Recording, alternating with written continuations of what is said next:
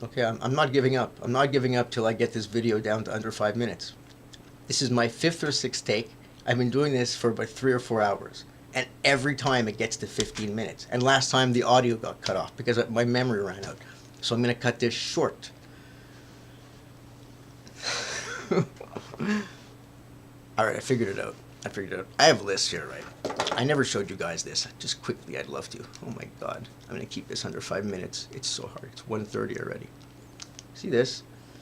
These are my lists. Since I went no contact, basically since I was traumatized. And each one of these, see how, by the way, I keep my lists? I have a certain OCD where if you look at the items in my list, this is something I'm just going to show you as an aside. See that? I make them all the same length, even though they have nothing to do with each other. I'll shorten certain words or lengthen certain words or use synonyms just to make them of a similar length. It's something that it's a problem. I see that?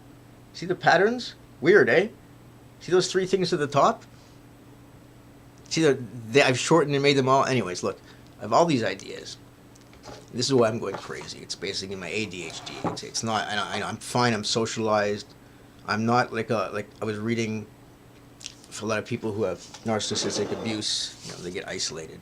Yes, I'm isolated, but I'm not isolated to the point where I don't. I'm actually more socialized than I ever was, and I have more friends than I ever had before. Not that I've ever had before, but I mean since my 20s. I mean, my 20s were nothing but sociability. I was crazy. I was always out. I was running a nightclub, and I was making money on the internet in online porn, where I was just uploading pictures that I wasn't even. Was that my 20s? Yeah. I wasn't even taking any pictures. I never was a pornographer. I was just buying them from suppliers and uploading them and charging $20 a month, and I was making a ton of money. And it was good times. And I'm getting rambled again here. Fuck. All right, dude. But I realized that out of all my ideas, many of them which are fantastic, a lot of them are just not me. They're parts of me. For example, just one of them off the top of my head was an app to help unrepress memories from things that I've read, things that I've learned and experienced. I thought it was an app I can try to pull off using as much information, professional information, literature, studies, and personal experience, and try to. Well, I could definitely write one and build one, develop one. We'll see how it takes off, and it's a project that I have. But that's really only a part of me. What's really all of me is what I have to do. And also that app can be stolen by other people. There might already be 20 apps, how to unrepress memories. But there is no narcissist scapegoat story. And it's been on my head since this happened. I have to write the book. I started a few times. I stopped because it was traumatizing me, and I felt I was getting involved too much, and I was getting. But I put aside February. That's the truth. I forgot, really. I remember this morning. I put aside February that I was going to just pump out the first entire draft, 300 pages maybe. Less if I can do it in less. The idea is just get everything out, and just use this online channel to try to maybe tell you what I'm writing about as things come up. A lot of it will be really fun.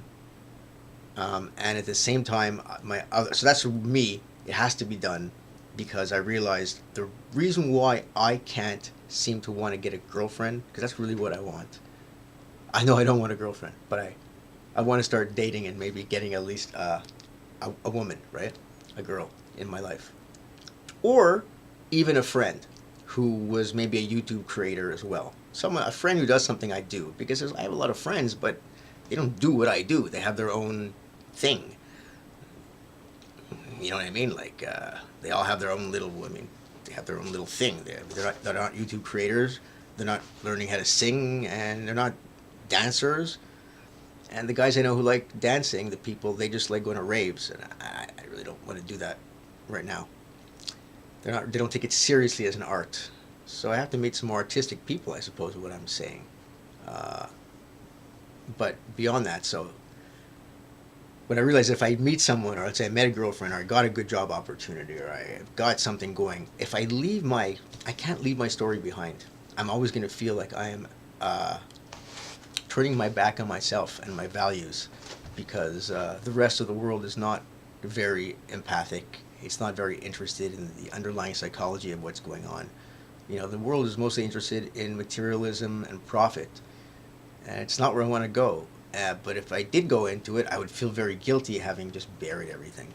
So, and like I was thinking, if I get a girlfriend, right, 5 years even, and I meet her family and I get integrated with her family, it's going to keep triggering me.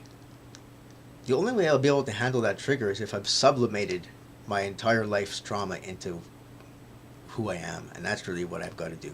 Because the family can trigger me all they want, is if in the morning I go back and I'm working um, within my real self.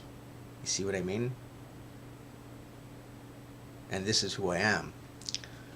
So besides writing the book, which will form, the basis of who I am, and I can always let people read it, and I can read it myself, and just to have it as a testament in a way, and also a testament to my brother, and explain to people who knew him his whole life on really what happened, because they don't know. Nobody knows except you and I, people, like you and I guys. It's just, that's it. I didn't go and yell this to my family. Once I figured it all out, I just got so shocked that I decided I shouldn't tell them, that I don't want to traumatize them. I couldn't imagine telling people who knew my parents well. They wouldn't believe me, and even if they did, I wouldn't want them to believe me. As a matter of fact, I'm going to put my book under probably a false name. I'll change my face, my last name, because, I almost understand why my parents did it. It would be nice if they didn't pull me down and pull my brother down to hide the shame, but I can at least understand it. It's quite a shocking thing to learn. I'm off track again. So besides that, I'm on a live stream yesterday, and it's for narcissistic abuse victims, and it was just really not working. And I don't mean the host. The host was fantastic. She's a lifesaver. The system doesn't work. She's not allowed to let other people talk. That's the problem. That's the main problem. So, and also she has to follow the entire chat and do all the talking. Basically, it's overwhelming for the host, and it's confusing for the viewers. It has its place in a question and answer situation, okay?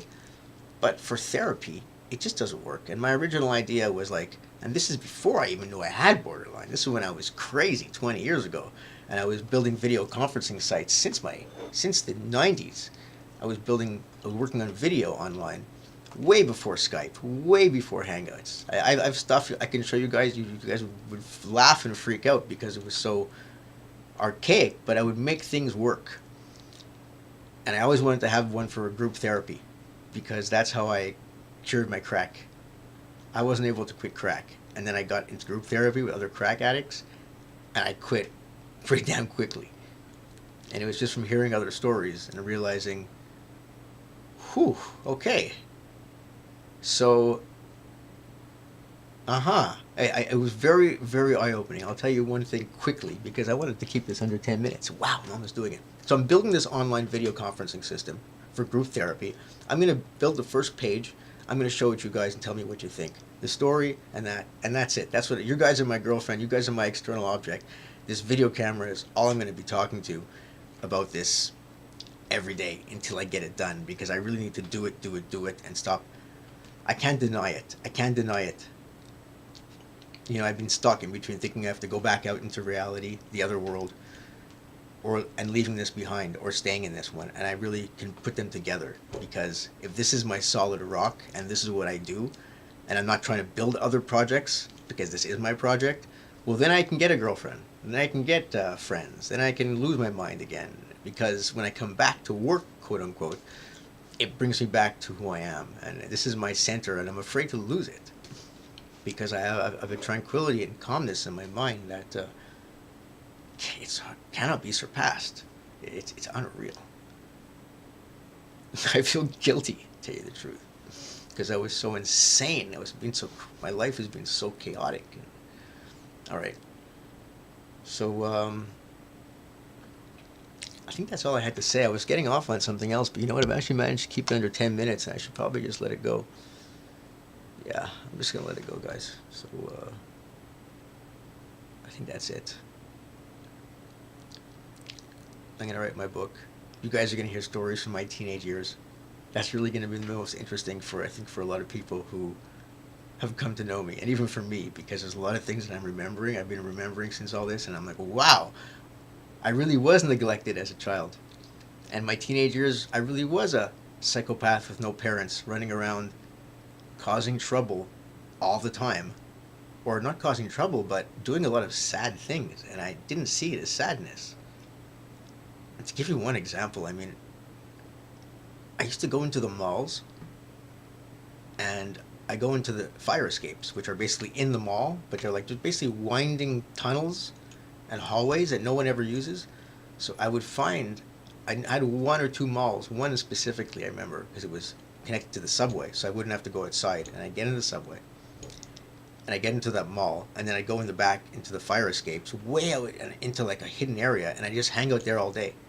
And I'd be smoking joints, sitting on LSD, listening to music, writing poetry, um, reading, because I could not find that peace in my house, and I could not find that peace anywhere. And I never realized why I was doing it, because I should have been doing that at home. I didn't have to leave the house to do any of that. And a lot of my friends would do that kind of stuff sitting in their house. Their parents had a lot of respect for them to some degree. They gave them their freedom, they gave them their independence, and they trusted them, and it was all making sense for my friends now looking. Their lives made sense, and mine just didn't make sense. I never knew what was going on. I thought I was just getting away with stuff. I thought I was a troublemaker getting away with stuff because I disliked my parents. I didn't realize my parents were psychopathic, and they were abusing me. And that's why I didn't like them. And I wasn't getting away with anything. They were getting away with everything. I was being tortured. I mean, well, anyways, this is the kind of stuff I'm going to talk about, because this is who I am, and it brings me a bit down to reality. I'll tell you something. I feel actually I feel most peaceful discussing traumas and discussing the psychology and thinking about my past. I actually get most distraught when I start to forget about it and start to get too calm and happy and start thinking about going into the external world and fighting the capitalist system again, and just the whole social engineering. So I think I've come a long way since yesterday, and I think it was a good thing I did too much concerta, because I think it makes me smarter. It works, and it's not the concerta, because now I'm down. It's that getting punched in the face and having my brain rattled that I wake up and I'm like, okay, now I'm being reborn. It's that feeling of rebirth that I've always looked for. It's why I started to do mushrooms and acid, because being high is something, but it's when you come down the next day and you look around and you go, whoa, okay, now I know who I am. Now I know what's going on. I was crazy, and I was like, no wonder I needed that stuff. Now I'm like grounded in reality, the real reality, the material world.